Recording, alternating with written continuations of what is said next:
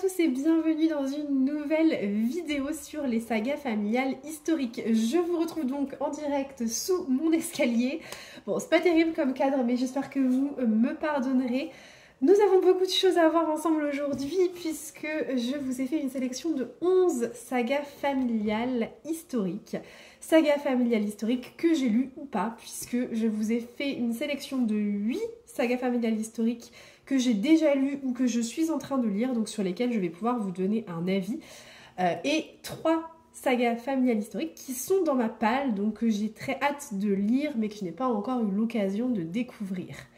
Donc installez-vous bien confortablement, prenez une petite boisson chaude et on y va. Nous allons commencer par les sagas familiales historiques que j'ai déjà lues ou que je suis en train de lire. La première dont je voulais vous parler aujourd'hui est une saga familiale historique que j'ai assez peu vu passer sur les réseaux sociaux. Peut-être que vous la connaissez, si c'est le cas, n'hésitez pas à me le dire en commentaire. Il s'agit donc de la trilogie Les Pharaons du Soleil, écrite par Violaine Vanoyeke. Je vous montre, alors moi j'ai une très très belle édition puisque j'ai l'édition en coffret qui m'avait été offerte par mon beau-père. Et donc voilà, donc vous avez 3 romans publiés chez Michel Lafon. Et donc c'est donc une trilogie qui se passe en pleine Égypte antique, comme vous pouvez vous en douter. Et donc c'est sur toute une lignée de pharaons. Et plus précisément de pharaons, hein, puisque c'est vraiment sur les reines qui vont donner naissance à une lignée de rois ou d'autres reines. Et donc voilà, donc c'est une trilogie très, très sympathique. Alors moi pour le moment je n'ai lu que le premier tome, donc je ne peux pas vous en dire grand chose, si ce n'est que j'ai beaucoup aimé ce premier tome qui nous plonge dans l'univers de la reine Ahmose, qui est la femme de Thoutmôsis et qui souhaite donner un héritier mâle à son mari. Elle n'y arrive pas, elle a eu que 2 filles. Et donc voilà, et forcément c'est un peu la guerre, si vous voulez, pour accéder au trône qu'on va nous raconter dans cette trilogie. Donc je n'ai pas lu les 2 autres tomes. Hop. Vous avez ce tome-là et le 3e qui est donc le voyage d'éternité. Donc voilà, c'est vraiment la continuité de la famille, hein. C'est pour ça qu'on est vraiment sur une saga familiale historique. C'est assez intéressant et je pense que c'est... Enfin, en tout cas, moi, à ma connaissance, c'est l'une des seules sagas familiales historiques que je connais sur l'Égypte antique. Donc ça change un petit peu. Deuxième saga familiale historique dont je voulais vous parler aujourd'hui. Cette fois-ci, on part un petit peu plus loin. On ne s'arrête pas uniquement en Égypte. Il s'agit de la trilogie Le Pays du Nuage Blanc, écrite par Sarah Lark, publiée aux éditions L'Archipel. Ceci est le premier tome, donc vous avez Le Pays du Nuage Blanc, vous avez ensuite 2 autres tomes, Le Chant des Esprits et Le Cri de la Terre, qui sont également publiés chez l'Archipel. Et cette saga se passe en Nouvelle-Zélande. Donc, vous êtes plongé en 1850, vous faites la connaissance de 2 personnages principaux assez charismatiques, vous avez Helena et Gwynera, et ce sont 2 femmes anglaises que l'on envoie en Nouvelle-Zélande pour se marier, tout simplement. Donc c'est l'époque où en gros on va essayer de peupler au maximum la Nouvelle-Zélande et on va emmener des femmes anglaises là-bas, tout simplement pour qu'elles puissent construire leur famille et s'épanouir et vivre leur vie dans cette contrée très lointaine qui est un peu considérée comme sauvage, hein. Enfin, faut vraiment être motivé pour y aller parce que à l'époque, le voyage en bateau c'est quand même pas une mince affaire, n'est-ce pas? Donc voilà, c'est une très très belle trilogie. Moi j'ai eu l'occasion de la lire en entier.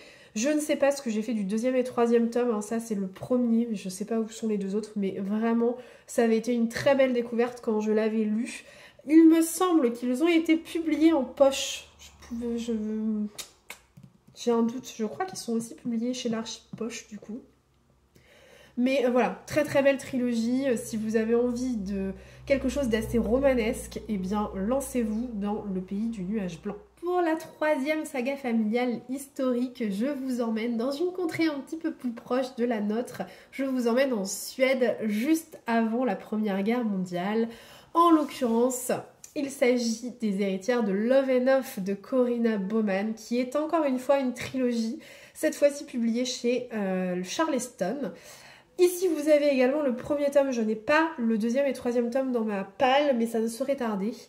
Donc, c'est le premier tome, Le choix d'Agneta.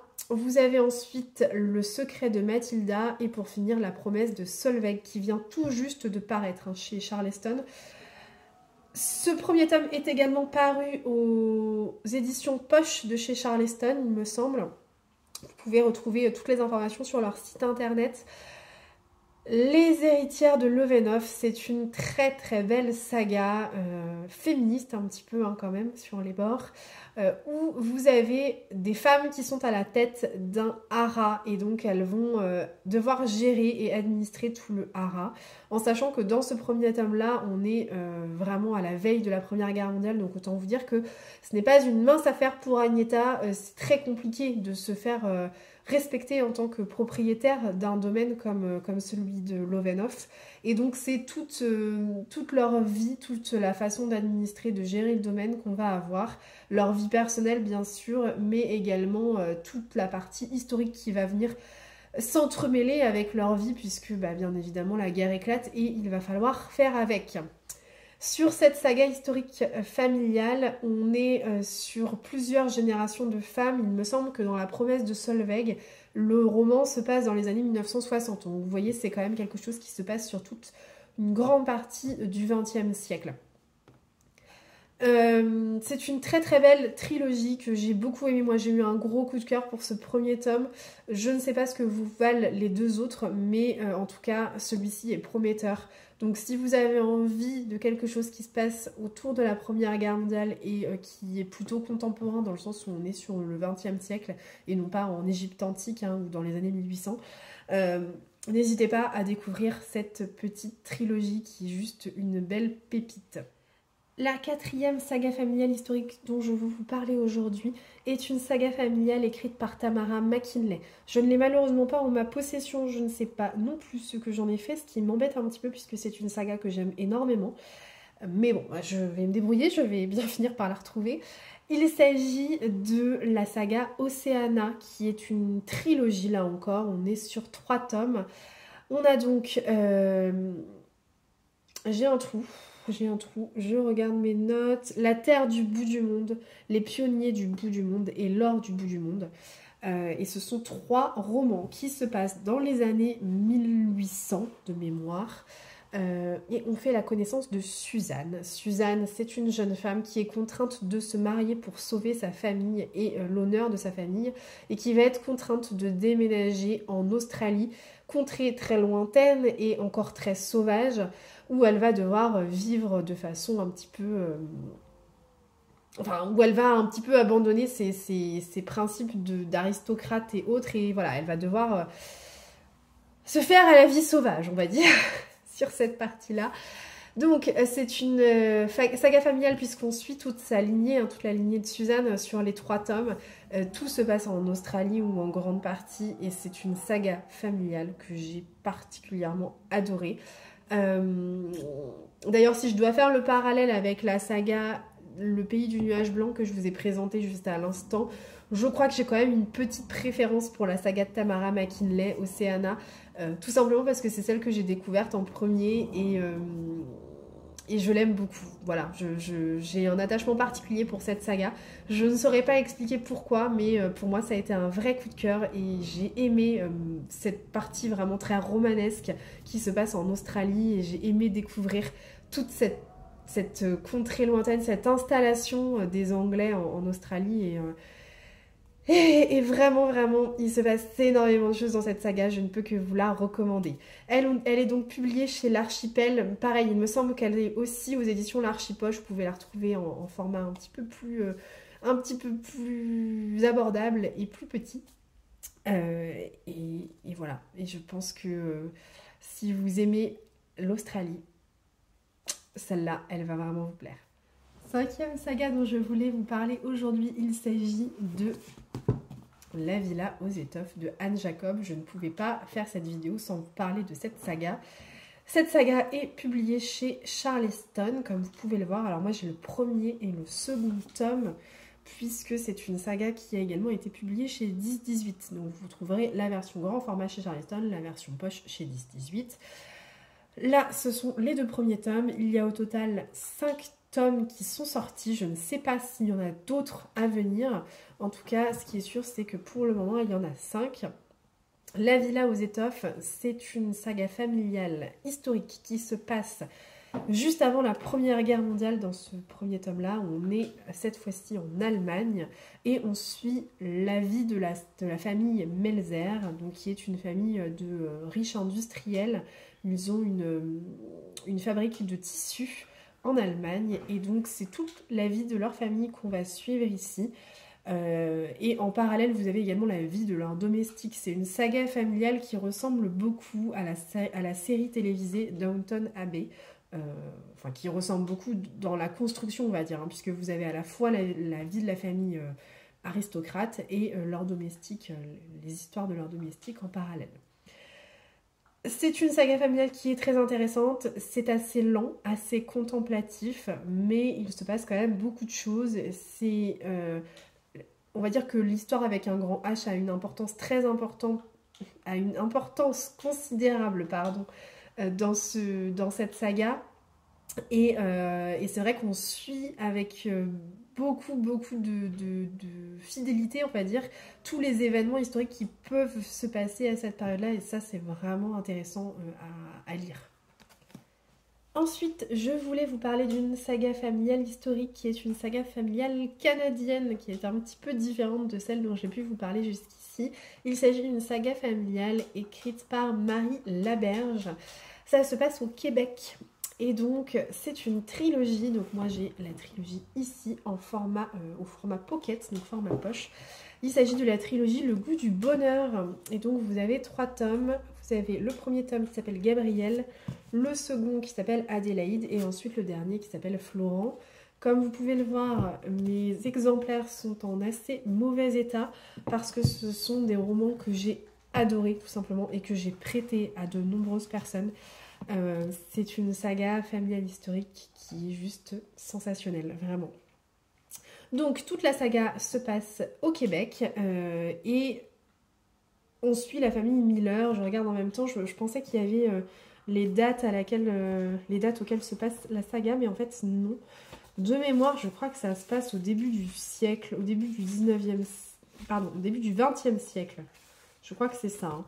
Et donc c'est pareil, on suit un petit peu tous les événements historiques. Alors là, pour le coup, l'histoire avec un grand H, on la suit de façon un petit peu plus éloignée que par rapport à certaines sagas, par exemple la Villa aux étoffes dont je vous parlais juste à l'instant. C'est vrai que l'histoire, elle a une importance considérable dans cette saga.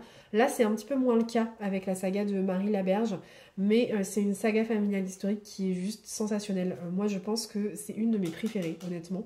Et alors, j'ai énormément apprécié Gabriel et Adélaïde. J'ai un petit peu moins aimé Florent, qui est le dernier tome, mais ça n'empêche que c'est un tome qui vient parfaitement clore cette trilogie et voilà, et c'est juste parfait. Mais c'est vrai que si je dois vous en conseiller deux plus particulièrement, c'est ces deux-là qui sont vraiment géniaux.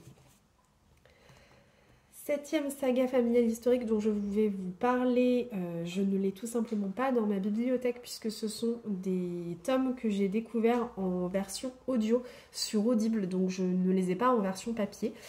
Il s'agit tout simplement de la superbe saga familiale historique Les rêves de nos mères, écrite par Karine Pitoki. C'est une saga familiale qui est publiée chez Charleston. C'est une saga qui va se composer de 5 tomes, puisqu'à l'heure actuelle, il n'y en a que 3 qui ont été publiés, mais au total, il y en aura bien 5. Le premier tome s'appelle Les rêves de nos mères, le second, Les cendres sous les coquelicots, et le troisième qui vient de paraître chez Charleston s'appelle Les heures incertaines. C'est une saga qui se passe à la veille de la Première Guerre mondiale, un petit peu comme la Villa aux étoffes et les héritières de Love and Off. Là encore, comme dans la Villa aux étoffes, j'aurais tendance à vous dire que l'histoire avec un grand H a une grande importance puisque on suit avec beaucoup de fidélité également à tous les événements historiques qui vont se passer et la guerre est très bien décrite hein, dans ces tomes-là. Le premier tome se passe avant la guerre, le deuxième se passe pendant la guerre, et si j'ai bien compris, le troisième tome se passe plutôt en 1919, donc juste après la Première Guerre mondiale. Les 5 tomes sont censés nous emmener jusqu'à la fin de la Seconde Guerre mondiale, donc on va voir ce qui va se passer. Mais c'est une saga familiale historique que j'aime énormément. C'est vraiment une saga doudou que j'ai hâte de retrouver à chaque fois qu'un tome sort. Les rêves de nos mères, le premier tome est un tome un petit peu plus romantique où on va suivre la famille Ashford, où on découvre Lady Julia. Lady Julia est une aristocrate qui est veuve, qui se retrouve seule avec son bébé, et en fait elle est terriblement bien entourée, notamment par sa cousine qui s'appelle Lady Emily et qui est un personnage charismatique, un personnage féminin très charismatique, et un personnage que moi j'adore vraiment. Et donc on va suivre un petit peu leur histoire, on va suivre un petit peu leur vie. Lady Julia va tomber amoureuse de Will Murphy, sans vouloir tout vous spoiler non plus, hein, mais elle tombe amoureuse de Will Murphy qui est son amour d'enfance en fait, hein, son amour de jeunesse. Et la famille Murphy, c'est un peu l'équivalent de la famille des Peaky Blinders, si vous voulez. C'est une famille de mafieux un peu en Angleterre. Donc c'est un petit peu toute cette vie-là qu'on va suivre. Sur le deuxième, et si j'ai bien compris, le troisième tome est un petit peu sur le même mood que le deuxième tome. Le deuxième et le troisième tome sont plus des romans vraiment historiques, où là, on va vraiment suivre l'histoire avec un grand H, plus que dans le premier tome, où là, c'est plutôt un tome qui pose un peu les bases, qui pose un peu les jalons.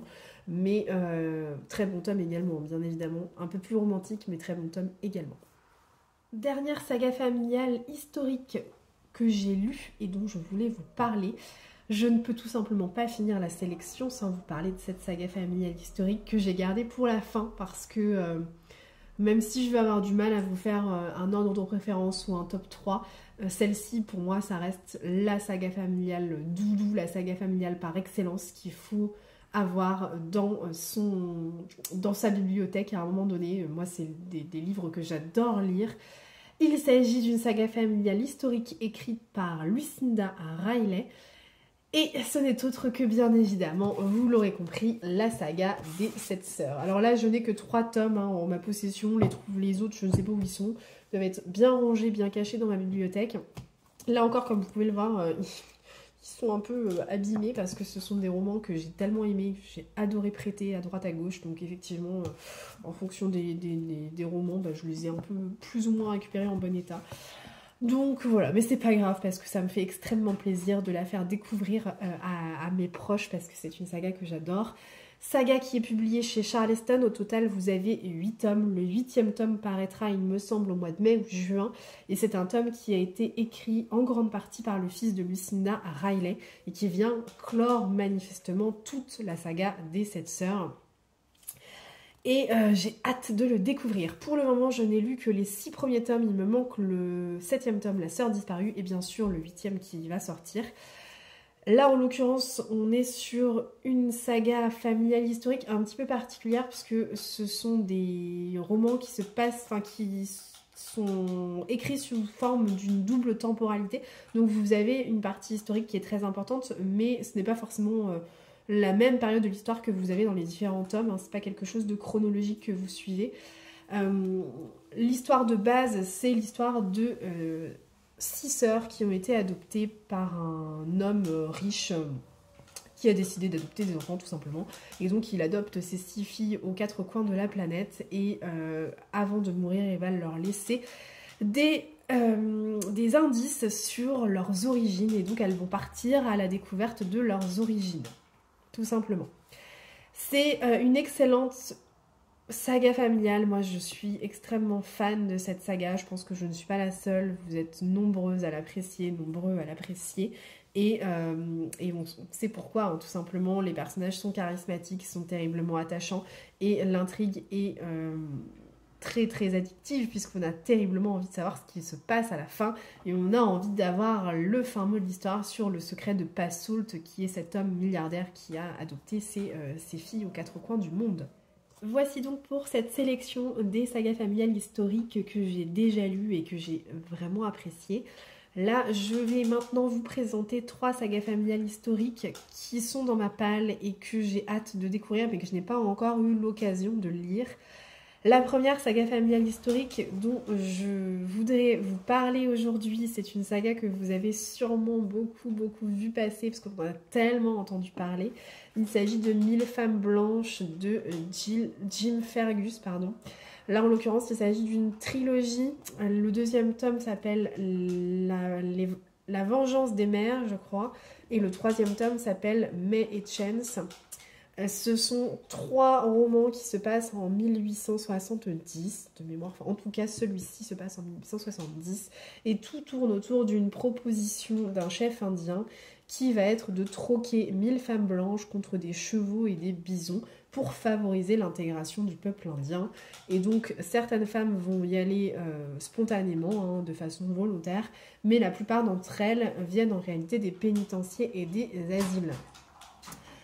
Voilà, et donc c'est l'histoire de ces femmes qu'on va découvrir là, et donc on est sur une saga familiale, parce que si j'ai bien compris, on suit toute une lignée.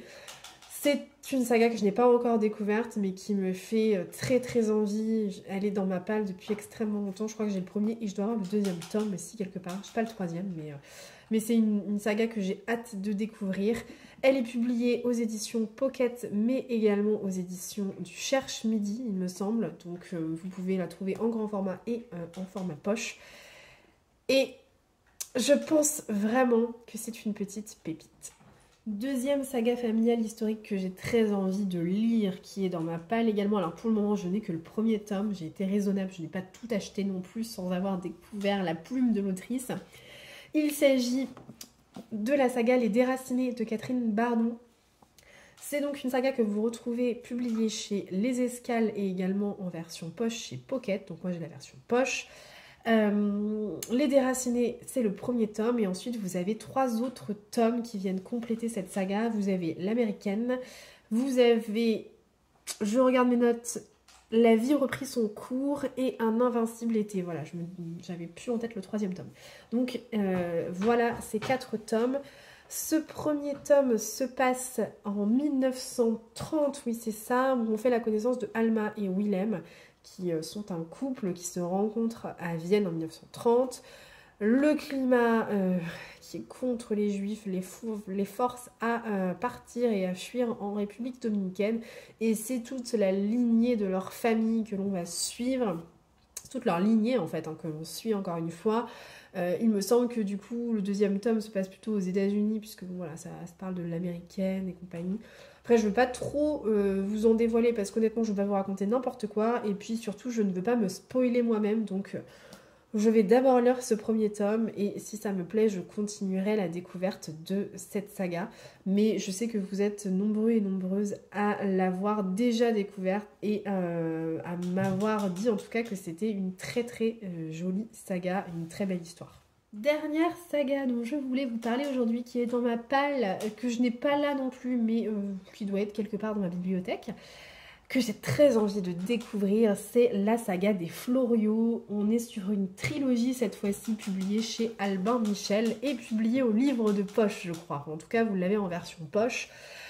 Cette saga se passe en 1799, donc en 1800 on va dire, Et on fait la connaissance de la famille Floriaux. Ce sont des frères qui montent une épicerie à Palerme. Et donc c'est toute leur vie dans la bonne société de Palerme. Je sais pas comment on dit. Palerme, enfin bon, bref, de Palerme, en Italie. Et enfin en Sicile même plus précisément. Et donc c'est toute leur lignée également que l'on va suivre sur les 3 tomes. Donc moi j'ai le premier tome dans ma palle. Je n'ai pas encore découvert cette histoire. Mais c'est vrai que... alors, je pense que c'est une très belle histoire également, une très belle histoire familiale.